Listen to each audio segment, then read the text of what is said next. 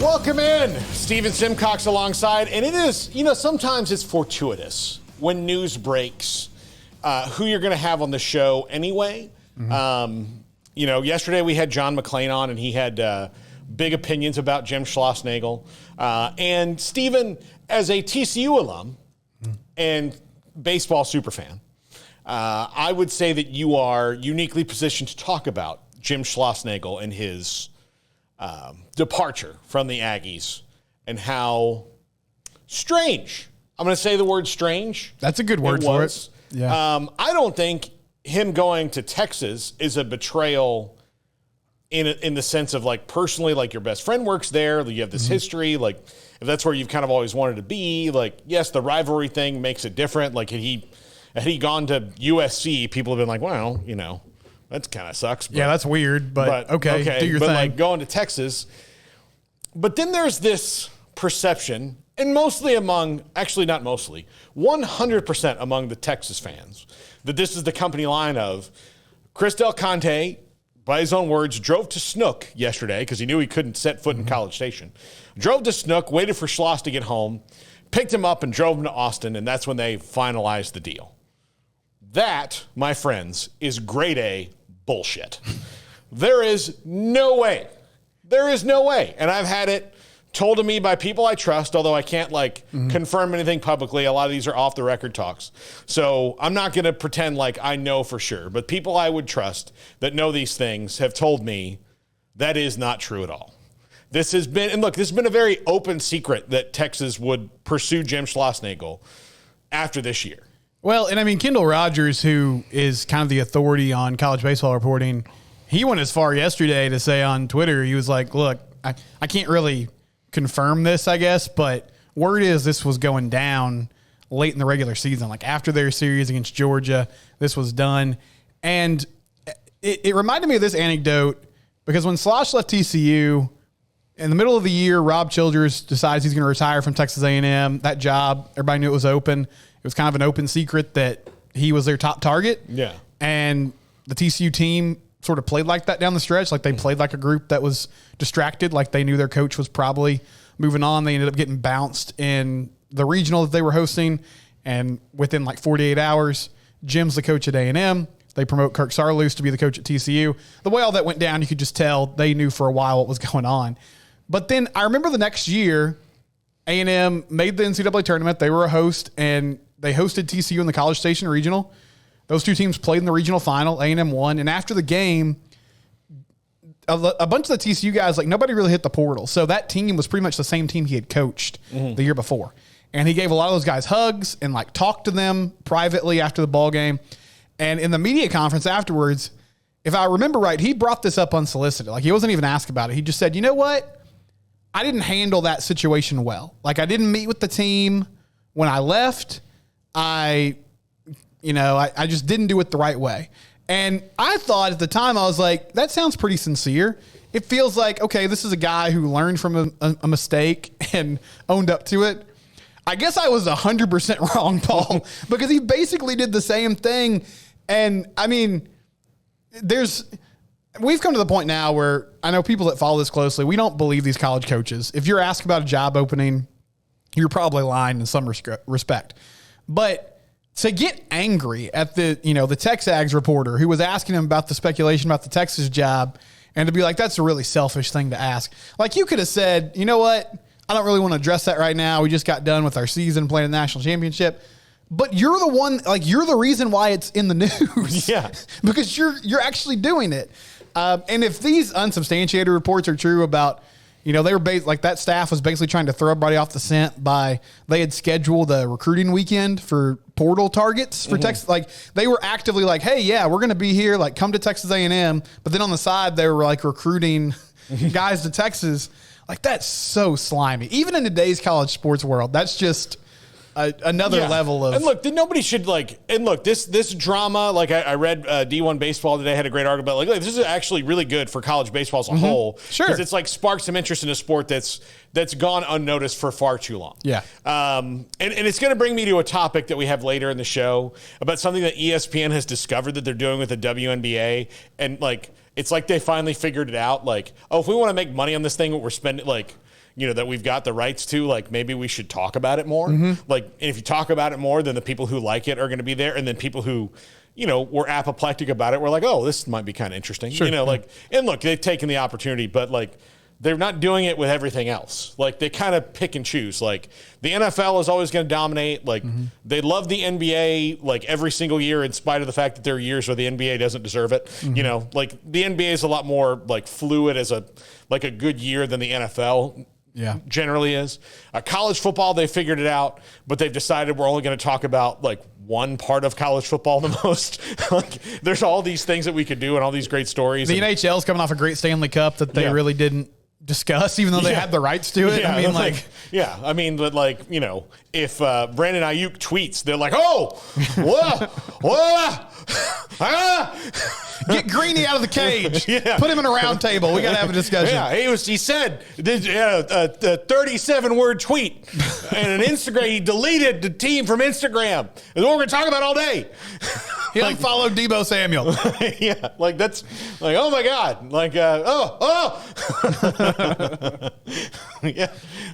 but that's what shakes them loose. But there's plenty of great sports. Like, as people, Steven, you and I have been doing this for a very long time now. Me longer than you, but you've been in this game for a bit, and like, there's plenty of great stuff to talk about all the time that happens on the field, or in those things that happen on the field. The off the field stuff is equally as dramatic, and we see that with Jim Schlossnagle going to rival. It's not the first time this happened in sports. As a matter of fact, the Wednesday Wheel of Whimsy is going to cover the great betrayals of sports history, and we're going to kind of talk about those. But this one, like, if the Texas party line, and this is how things are in our very, very tribalistic society that we live in right now.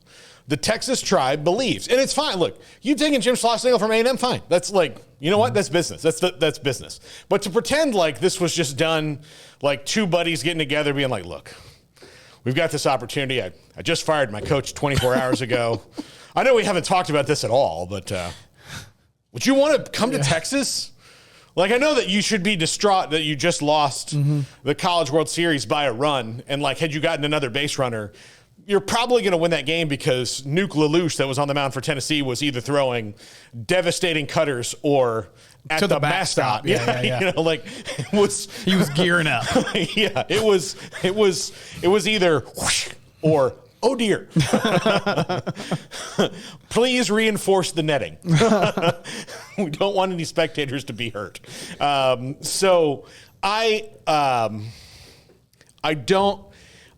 don't think people should believe that, because that's not really how these things work. No. And look, A&M gets their comeuppance. They did the same thing with Jimbo Fisher at FSU. Like, they essentially made that, like, Kevin Sumlin got fired the night they blew that game to UCLA. Like, he didn't, but like, they knew. He was a dead man walking from that point. Like, he was not like, they were putting like liquor boxes outside of his office. Like, hey, you got so much clutter in here. If you put the stuff you don't want in here, we'll have someone take it, put it in a storage unit for you. Happy to do it. Like, there's no secret meaning to this. And Jimbo Fisher, was negotiating with A&M for a very long time. That's how these things work. So to pretend like it doesn't, and then have the coach be like, oh, no. We never once discussed this. I was 100% committed. And look, it's a testament to them and the team that they went as far as they did and didn't get distracted. It's, in fact, amazing to me that happened, especially given the fact that their best player and their best pitcher were both hurt for the College World Series. Right. So we're at a juncture right now in college athletics that is like, it is a big business. But don't lie to us about it and be like, look, this is like, if you just said, look, it's my best friend, it's something we've considered, and I was completely dedicated to the team, and I think the performance shows that on the field, but it's the job I want. It's just the job I want. I appreciate my time, and then to settle these things through, like, well, there was pushback on the ballpark project. Like, all right, yeah. You asked for $80 million, which they eventually gave you. Like, yes, maybe A&M is a little bit slower to that than Texas, that just like, 80 million? Yeah, giddy up. Let's do it. Like, maybe that's how it is. But again, like, Tanner Carlson, a good buddy of mine, put on Twitter about like, well, what about the pushback? I'm like, give me $80 million of pushback anytime. Give me $1 million worth of pushback. I don't care. I'll take it. Like if I say like, I want $1 million and you're like, I don't know about that. And you're like, well, here's why. And you're like, okay, then I'm going to forget that you tried to stop me in the first place because guess what? Now I have $1 million. So I don't get it. From the moment he got there, he's gotten everything that he could want in College Station. This is just the job. And the other reason why I think this had to be done earlier, which we kind of know that at this point, but like you said, Paul, I mean, it's amazing that they made the run they did. And I don't think he necessarily expected that. Like, he's a competitor. I feel like he's there to do his job, but he had other things going on in his mind. And honestly, like, that was the reason when I started hearing about it a couple weeks ago. I was like, no, he can't do that because, I mean, I guess in some ways, if they won game 3, it would have made things a little bit easier because he could have just been like, well, hey, yeah, I mean, here's your trophy. Yeah, I did what I was hired to do, and then A&M's like, well, okay. I mean, like, all right, that sucks that we're not going to try to do it again. But thanks. But, yeah, thanks for that. But then you lose, and to immediately just be like, all right, guys, well, and like, I got to go. And it stings more now than in previous iterations of these kind of things because now all those guys like Laviolette, Grahovac, Caden Kent, like they're all in the portal. They're all in the portal. And there's probably more to come. Not to mention the fact that they were already going to lose. You know, Cortez is going to the draft, and Braden Montgomery's going to be like the 5th pick, probably. Like his floor is 9. You know, if you read the mock drafts out there. So, you know, like they were already going to lose, 4 or 5 guys to the draft no matter what. And they were probably going to lose 4 or 5 guys to the transfer portal no matter what because that's just how it works. And some of those guys might have been good that just kind of blocked. But, I mean, Kent alone, like that was kind of the guy you're going to build your team around for the future, right? Laviolette's going to be a first-round draft pick next year. So, like, that's your kind of the middle of your lineup when now with Montgomery gone and some of the other guys. So, I don't I mean, it stings a lot more. And then, like, the fact that, Grahovac was freshman of the year, right? So, like, you've got the core of that team going with you, and that's fine. That's how it works. But don't expect people not to be a little sour about it. Oh, sure. Especially when you were like, I left my family. Like he. Like you relocated to, another country or something. Yeah, like, I moved 3 hours away. And then we all know that the 35 to 6 interchange is kind of an annoying, boring drive. There used to not be a Buc-ee's. Like, I never get any time off. Yeah, I mean, so what do you want from me? I know. It's like you could have told A&M, hey, I need a private jet to use, once a month or whatever. But it's just insane. And yeah, I mean, he also just put them in a tough situation because now everybody's pretty much been hired. I mean, A&M's a great job. They'll do fine. They'll find somebody that makes sense for them. But he's just gutted this thing. And we'll see what happens in the transfer portal. But, man, what a mess. And, just what a thief in the night type of move by a guy that I never thought, Slosh was like a monk or the Pope. But I thought he had a little more integrity than this. This is just a wild situation to see play out. Yeah. I know, and there's this line again. Tanner's responding to me on Twitter. He said, like, you get money anywhere at any SEC program, but you're not feeling appreciated. To me, that's just a lie. Like, what do you mean? Like, they're selling out. Like, what more? Like, how much do you need your balls tickled, Schloss? Like, how much? Like, if that's the reason, like, how much, man? Like, you've made 2 trips to Omaha in 3 years. Yeah. You made it to the National Championship Series. You're selling out Bluebell Park. Yeah. You're going to improve it for you. They give you an $80 million commitment. And, yes, the AD left. He went to the guy that hired you, went to Ohio State. All right, well, Trev Alberts comes in. And, like, for me, for Trev Alberts' perspective, I would say there might be maybe not that great of a relationship if I knew that my coaching, like, they know that, like, if I knew that my coaching staff is talking, even talking to Texas about it, I might be a little standoffish as well, knowing, like, hey, are you about to screw me here? Like, am I going to have to hire a new baseball coach no matter what? And then you're going to pretend like you didn't plan it out? Like, I mean, that's on you. Like, yes, it's probably on Trev, too, and the A&M athletic department in some degree, and it's a failure to let your right now your most successful coach in any sport go to your biggest rival, but to pretend like, he wasn't coddled enough, like that to me is a ridiculous excuse. It is. It's just clear this is the job he wanted. And if ESPN has any sense, I mean, they're going to send Texas to College Station next year for that Thursday, Friday, Saturday series, and they'll put those games on their family networks because it's going to be an outstanding atmosphere. And, one thing I know about Jim, too, he never really liked scheduling his former team. Like, he was pretty staunch about that when he was at TCU. A&M didn't play TCU in non-conference play. They met in the regional a couple of years ago. Well, now you got to play them every year, big man. So get ready because that relationship's not going to get any better. Yeah. Time's not going to heal these wounds. Yeah. Those are like, oh, they didn't treat him well enough. I sent you the clip earlier where he was like mad that the fans were booing a little bit. Like, okay, buddy. Welcome to Austin, Texas, where they've won 6 and they've got 38 World Series trips. And anything short of you winning that thing will get you booed. Ask Augie Garrido and Gustafson.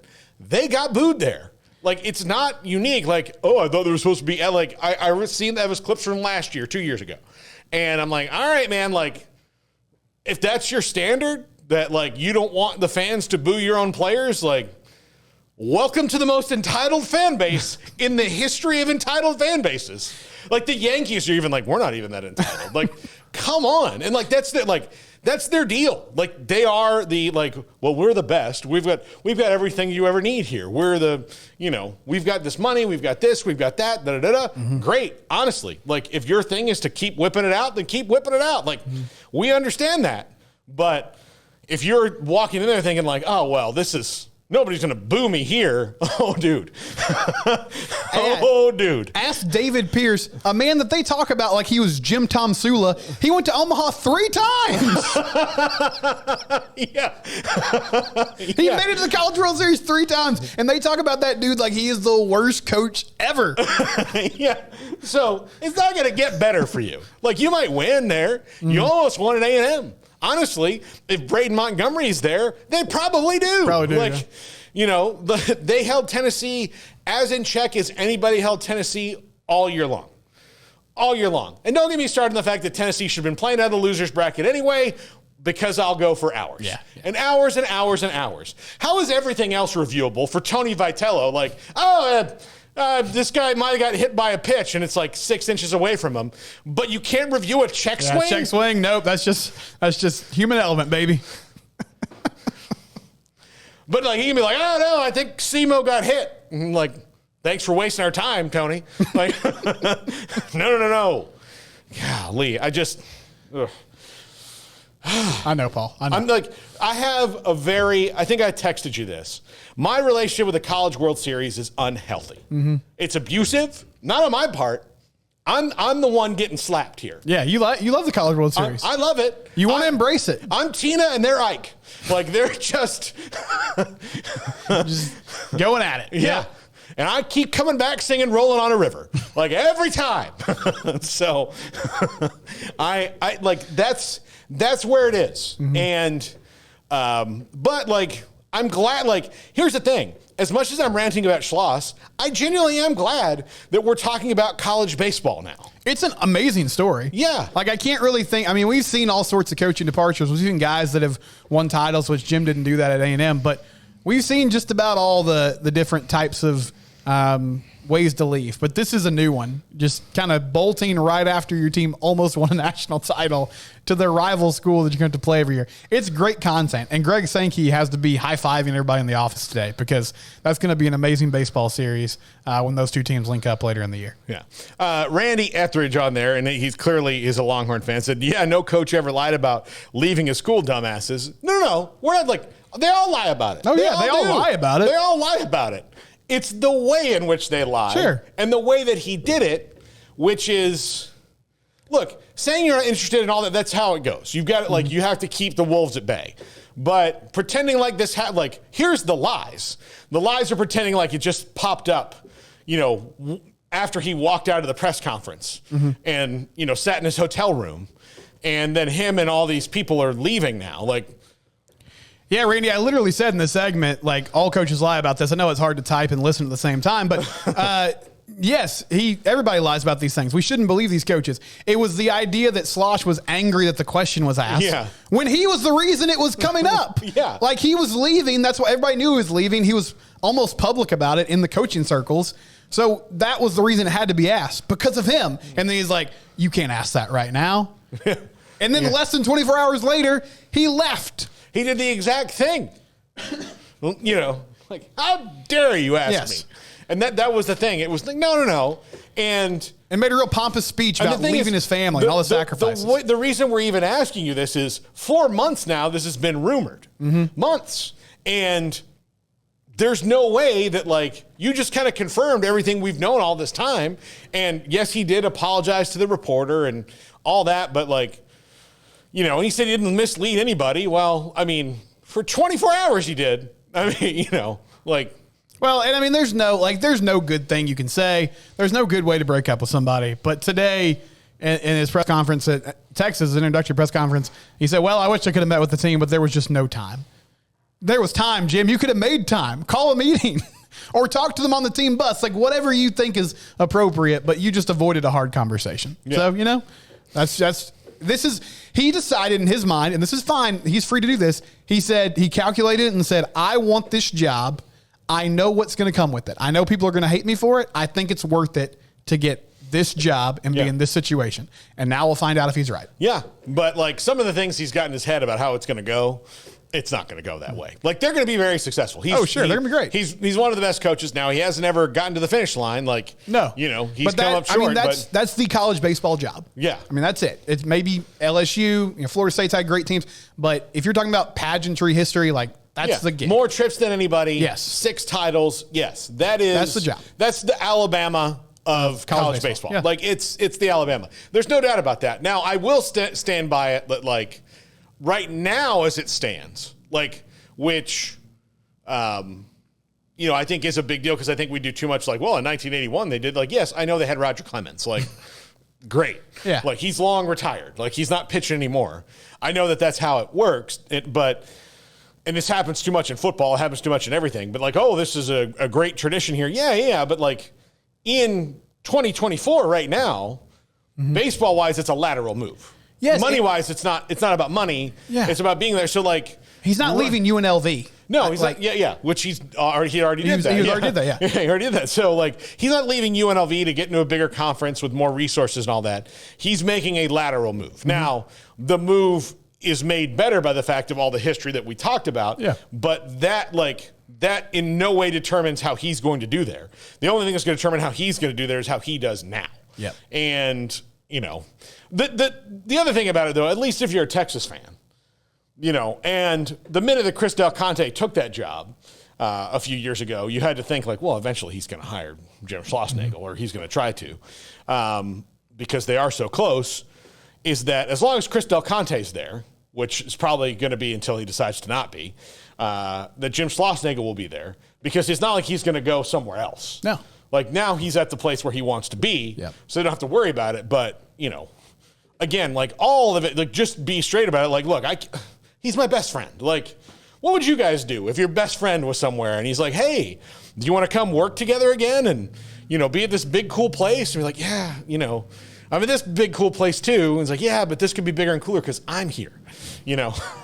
Then.